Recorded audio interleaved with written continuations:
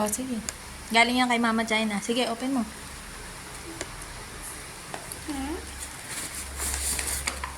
What is this? Is it a plush? Oh, it's my Flipamalo! At first it's a caterpillar. Now it will turn into a butterfly.